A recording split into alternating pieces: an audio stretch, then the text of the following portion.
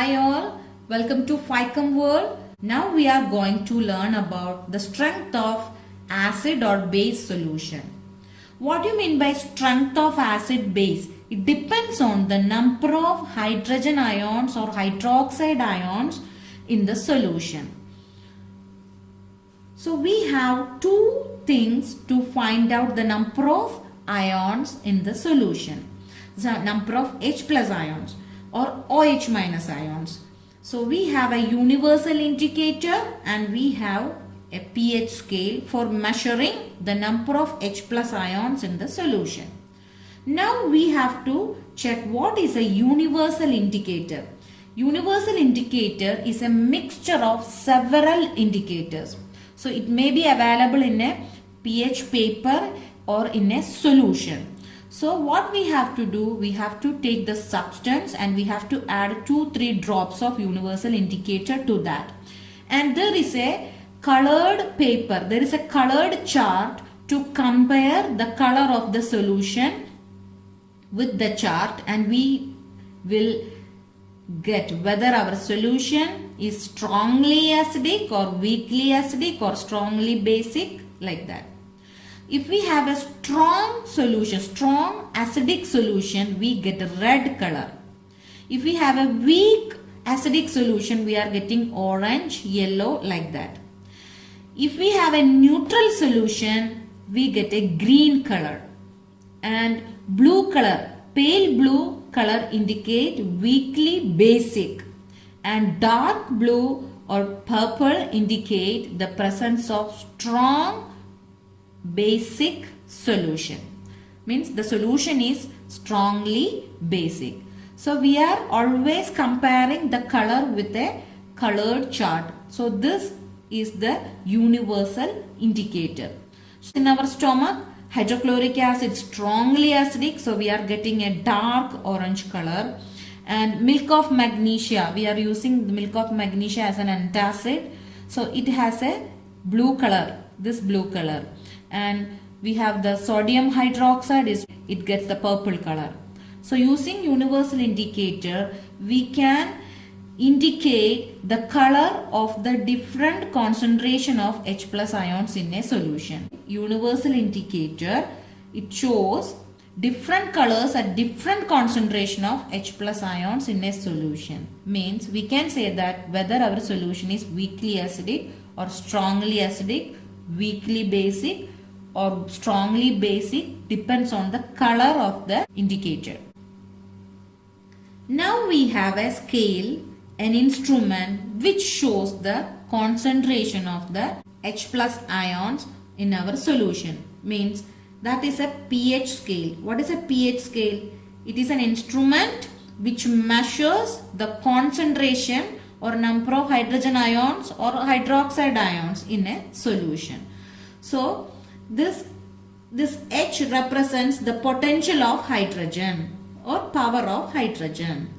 So in pH scale, normally this is the equation for calculation of pH of a solution, is minus log of concentration of H plus ions. That is pH. If we want to measure the basicity of a solution, we are using pOH scale. Now we have the equation minus log of concentration of OH minus ions. So using pH scale, we can measure the acidity or basicity of a solution. This is the pH scale. In pH scale, we have 14 divisions. So in 14 divisions, 7 number represents the neutral thing. And above 7 to 14, what happens? The basic nature or alkaline nature is increasing. 14 means very alkaline. And below 7, what happened? The acidic nature is increasing. So pH is 3 and 2 means is very, very acidic. 0 is acidic. So below 7, the solution is acidic, and above 7, the solution is basic. So 7 is the middle. 7 represents the neutral thing. If we have a pH 7, if we got a pH 7, our solution is a neutral solution. If we have a pH 14, we have a strong alkaline or strong basic solution. If we have a solution with a pH 3, it is strongly acidic in nature. So using this pH scale, we can say our solution's acidity or alkalinity. Higher the concentration of hydronium ion, we have a lower pH. Lower pH means our solution is very acidic. pH is lower means pH represents a number. So that is lower. For example, pH is 2 means it is strongly acidic. pH is 13 means it's strongly basic. Sorensen named scientist invented the pH scale. What is the importance of this pH in everyday life? You know, our body works with the pH range of 7 to 7.8. Okay, the blood has a pH of 7.4 means our blood is slightly alkaline. And you know, if the pH of rainwater is less than 5.6, we can say that is an acid rain. 5.6 means below 7, so it is acidic in nature. Because of this acid rain, lots of problems are causing. Rivers and ponds becomes acidic and it affects the aquatic animals. And you know, plants needs a specific pH range for their healthy growth. So this is also very important. Our stomach produces hydrochloric acid. This is called gastric juice. Gastric juice is nothing but hydrochloric acid, concentrated hydrochloric acid. It helps in the digestion of food. It has a pH of 1.2. Sometimes if our stomach produces more gastric juice, more hydrochloric acid, what happens? We feel stomach pain. We can call that is acidity. We have acidity now. Then it is regulated using magnesium hydroxide. What is magnesium hydroxide? That is called an antacid, milk of magnesia. Another name of that antacid is milk of magnesia. This is an alkali. So when we drink this alkali, what happens? It neutralizes the acid in the stomach. Tooth decay. Tooth decay starts when pH of mouth is lower than 5.5. You know, our teeth is covered by a hardest substance called enamel. That enamel is calcium phosphate. But when the pH of the mouth is 5.5, how it happens? When you eat something sweet, what happens? There are some bacteria in the mouth. It converts the sugar into acid. So because of that, what happens? The tooth decay starts. So what we have to do for that? We have to use toothpaste. Toothpaste is a basic thing. So toothpaste can neutralize all of the acid present in the mouth and prevent the tooth decay. So this is also very important. And you know, some animals are self-defense by this acid or bases. You know, honeybee sting. Honeybee sting has an acid, methanoic acid. This is also called formic acid. When the honeybee sting, it injects the methanoic acid into our body, so we feel pain, very painful, and reddishness, everything. Each painful burns are coming, blisters are coming. So what we can do, we can rub baking soda on the stung area. So there is a neutralization reaction between baking soda is basic in nature, alkaline in nature. Methanoic acid is an acid. Acid and base react each other. What is happen? There is a neutralization reaction. Effect of acid is neutralized by baking soda. So we get a relief. What about the nettle leaf stinging? Nettle leaves also have some thorns and stings. Okay, that hair-like substances. When it stings, what happens? We feel the same blisters and painful thing happening. Why? Because the stings also have the acid, methanoic acid. So these are the self-defense by animals and plants. And we have to check what about the organic acids present in some food material. We have to know that. So I already told that organic acids are weak acids. So vinegar contains acetic acid, and orange or lemon and most of the citrus fruits have citric acid. Tamarind have tartaric acid, tomato has oxalic acid, sour milk or curd has lactic acid, and ant sting, the nettle sting, the honeybee sting all have the methanoic acid. So we have to just remember this chart, because some questions are asking from this part for 1 mark question or like that. What is the acid present in vinegar? Which acid in vinegar? Acetic acid. What is the acid present in tomato? Tomato contains oxalic acid. Which is the acid present in sour milk? Lactic acid in sour milk. So just remember the chart. Now we have to study about salt.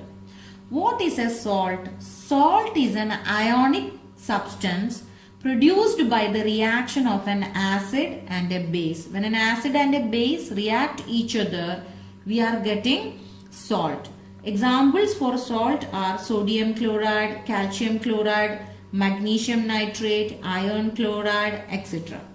So let's check one example, sodium chloride. Look, the sodium chloride you can split like Na plus and Cl minus.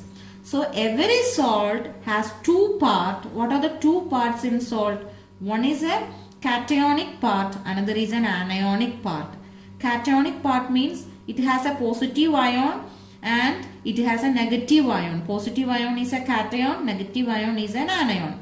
This positive ion always comes from the base, and the negative ion always comes from the acid. Let's check one example. Sodium hydroxide is a base, react with hydrochloric acid is an acid. We are getting salt and water, sodium chloride and water. Sodium hydroxide has the Na. So the cationic part of the salt comes from the base. And the anionic part comes from the salt. Anionic part comes from the acid. A salt has a cationic part or positive part, anionic part or a negative part. So the positive part of the salt comes from the base and the anionic part comes from the acid. So we have three types of salt: neutral salt, acidic salt and basic salt. What is a neutral salt? Neutral salt means its pH. Salt pH is 7. And acidic salt means its pH is less than 7. Basic salt have pH greater than 7. So we have three types of salt. Let's check with examples. So what about neutral salt?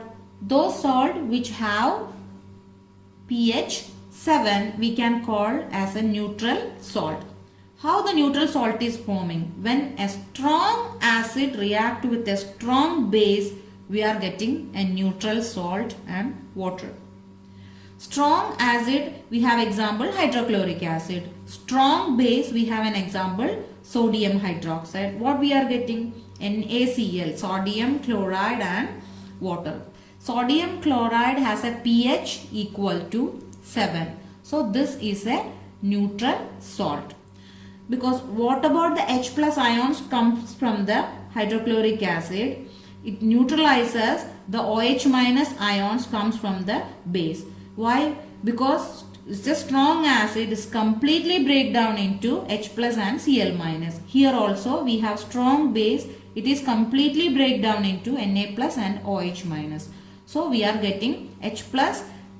Concentration of the H plus here always equal to concentration of the OH minus. So we are getting a neutral salt. Now we have acidic salt. Acidic salt means its pH is less than 7. So when a strong acid react with a weak base, we are getting acidic salt. and water. Strong acid, we have an example, hydrochloric acid. Weak base example, ammonium hydroxide. Weak base means there is only a partial molecules are ionizers, break down into NH4 plus and OH minus ions. And we are getting salt. Ammonium chloride is a salt and water. Why it is called acidic salt? Here, what about the H plus ions? Concentration of H plus ion we have, okay, that is greater than the concentration of OH minus ion, because very less OH minus are produced from a weak base.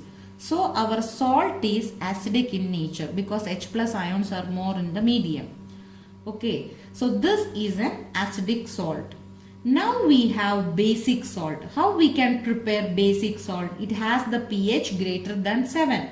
So when a weak acid react with a strong base, we are getting basic salt and water.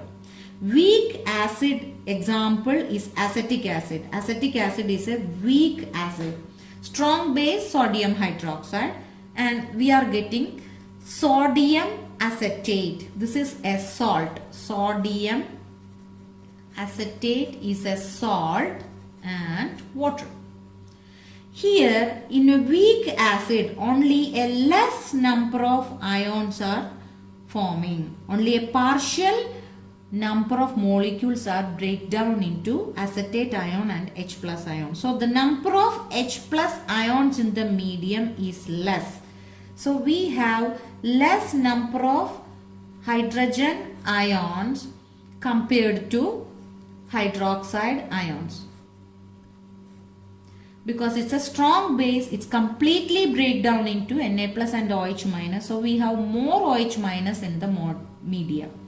What about acetic acid? Acetic acid only less number will be dissociate into CH3, COO minus and H plus.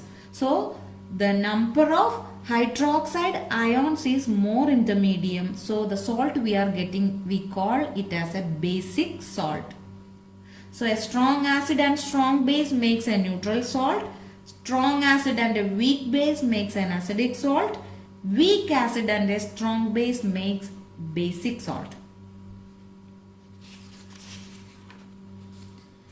Then we have to study about the chemicals we are getting from a common salt. What is common salt? Sodium chloride. Our table salt is called common salt.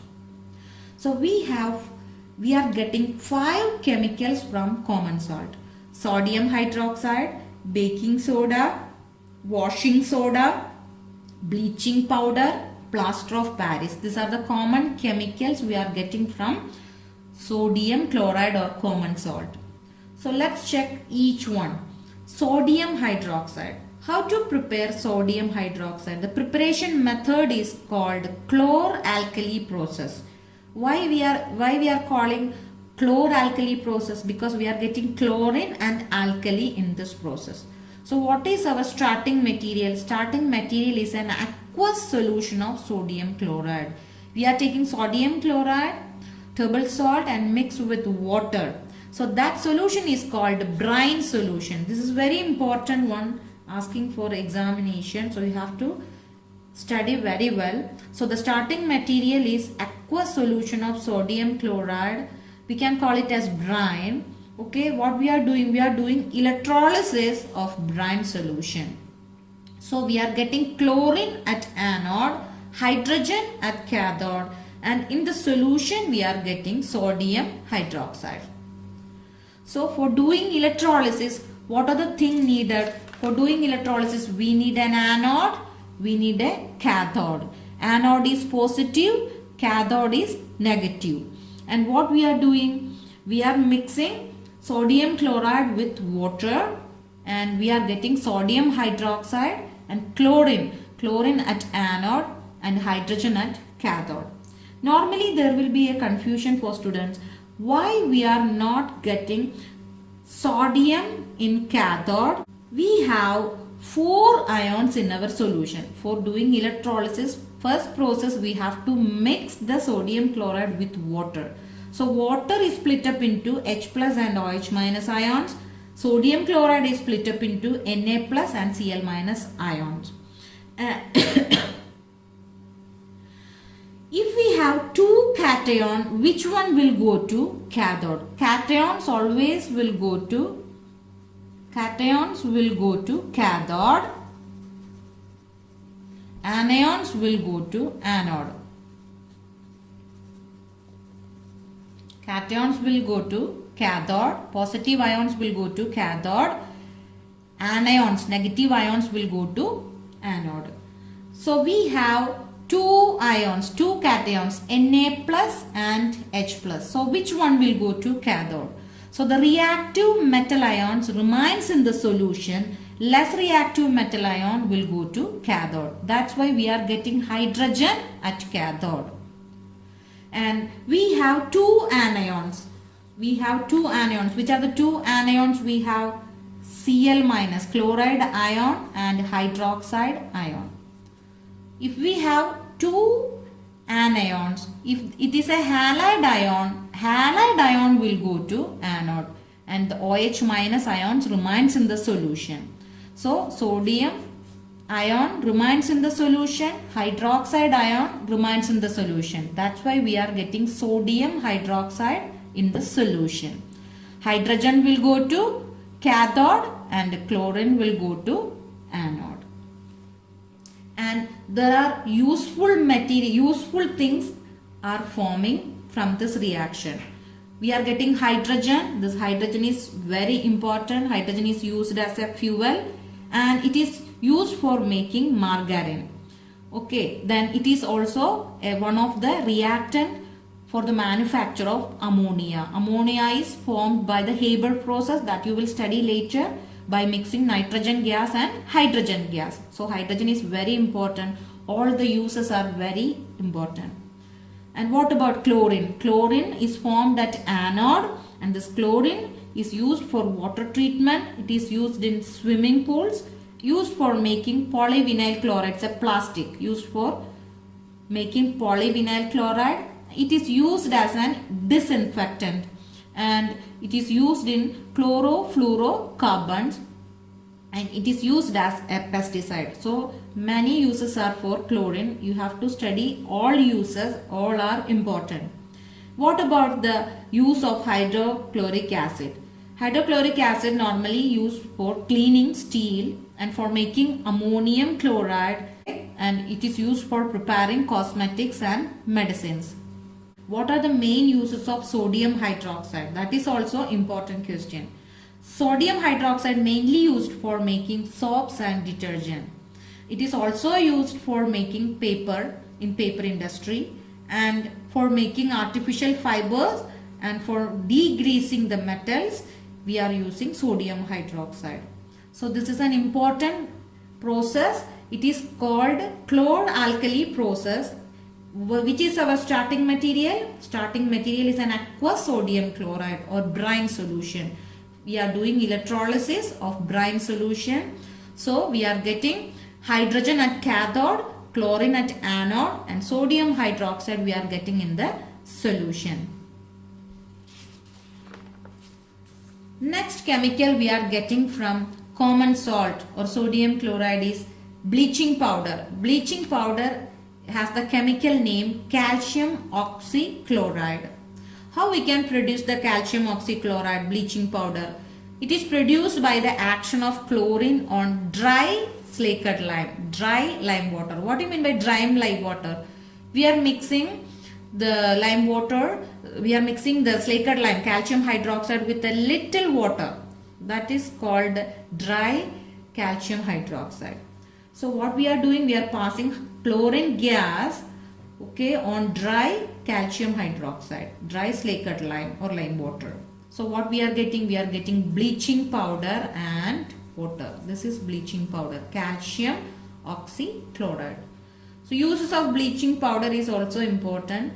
Okay, minimum 3 uses you have to study for your exam. Bleaching powder is mainly used for bleaching purposes, bleaching of cotton and linen in the textile industry, bleaching of wood pulp in paper factories and bleaching washed clothes in laundry. and this is also used as an oxidizing agent, and it is also used as a disinfecting agent for drinking water. Drinking water, we have to make it disinfectant. We have to kill the all germs from that. So we have to pass chlorine gas in water treatment to fit for drinking. So these are the uses. Now we have to study another chemical, the third chemical which we get from common salt, that is baking soda, NaHCO3. It is also called sodium hydrogen carbonate or sodium bicarbonate. Sodium chloride, our common salt, when mixed with water, carbon dioxide and ammonia, we have 4 reactant here, and we are getting ammonium chloride and sodium hydrogen carbonate. This is baking soda. Sodium hydrogen carbonate is baking soda. It is a mild corrosive base. It is highly soluble in water. It is used as an ingredient in baking powder. So baking soda is one of the ingredient of baking powder. And it is also used in fire extinguishers, and it is used as an antacid. Antacids are used to neutralize the acidity in our stomach. So when we heated, what happened to this baking soda? Sodium hydrogen carbonate is heated, carbon dioxide gas is evolved from that. So we get sodium carbonate, water and carbon dioxide.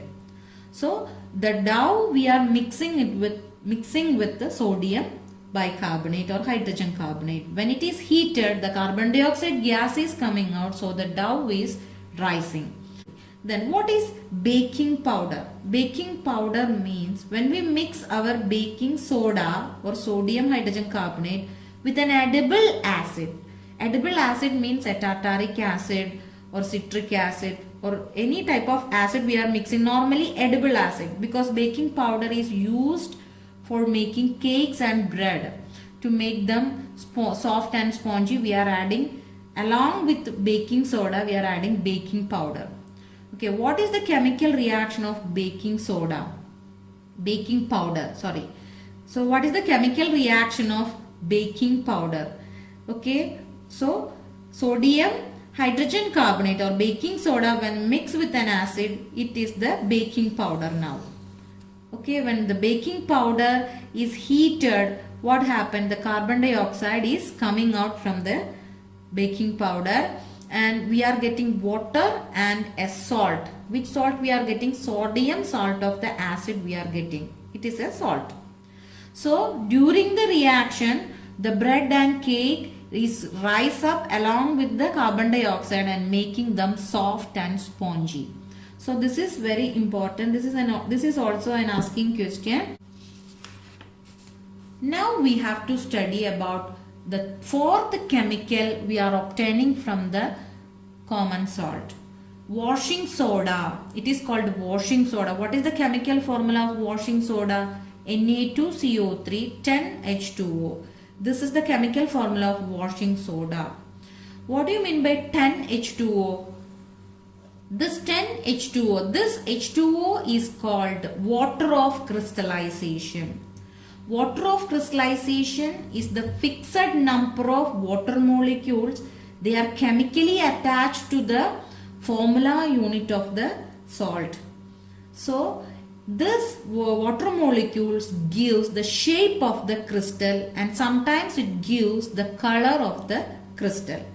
So this 10 water molecule, how we can call the 10 water molecule? Decahydrate. We can call this as hydrated salt. Here the water molecules are chemically attached to the crystal. How we can produce the washing soda?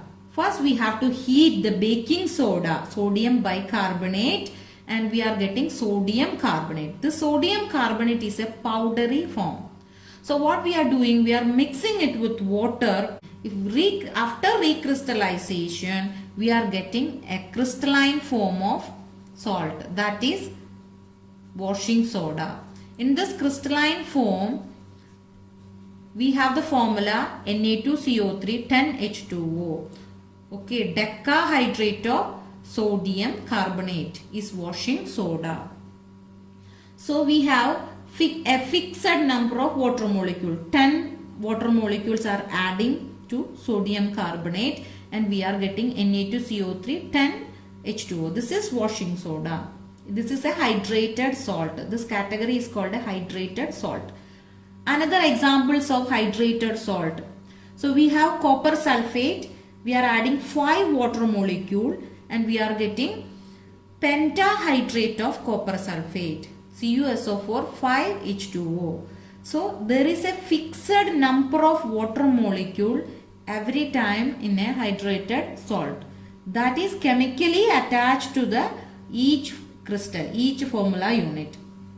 Here our copper sulfate in anhydrous form is white in color. We are adding water, it changed into blue color. Okay, then we have cobalt chloride, it is blue in color. In anhydrous form, without water, it's blue in color. When we add water, it changed into pink in color. Okay, so these two chemicals, copper sulfate anhydrous, cobalt chloride anhydrous, it is used for testing the presence of moisture or water in a sample. So we are keeping these chemicals along with our samples. And whether the color changes, we have to understand there is moisture, there is water in the sample. And another example, calcium sulfate, it reacts with 2 molecules of water. We are getting CaSO4 2H2O, dihydrate of calcium sulfate. It is called gypsum. Now we have to study the last chemical which we are getting from the common salt, that is plaster of Paris. Plaster of Paris is the hemihydrate of calcium sulfate. What do you mean by hemihydrate? Here we have water of crystallization is half. How we can make plaster of Paris? When the gypsum is heated about 100 or 120 degrees Celsius, it loses all water molecules and became plaster of Paris. Gypsum is calcium sulfate dot 2H2O, or it is called dihydrate of calcium sulfate. When it is heated up to 120 to 150 degrees Celsius, we are getting POP. What is POP? Plaster of Paris. CaSO4 half H2O. And why it is called plaster of Paris? This gypsum you can find more in Paris. So what are the uses of plaster of Paris? Okay, so this is the common uses. Doctors use this plaster of Paris for supporting the fractured bones in right position. And you can see plaster of Paris is used by dental surgeons also. In dentistry it is very useful thing for making the model of the teeth and like that. And it is also used for making toys and materials for decoration. It is widely used for decorative purposes. And it is also used for making the surfaces smooth. Thanks for watching. If you like my video, please subscribe, like and share.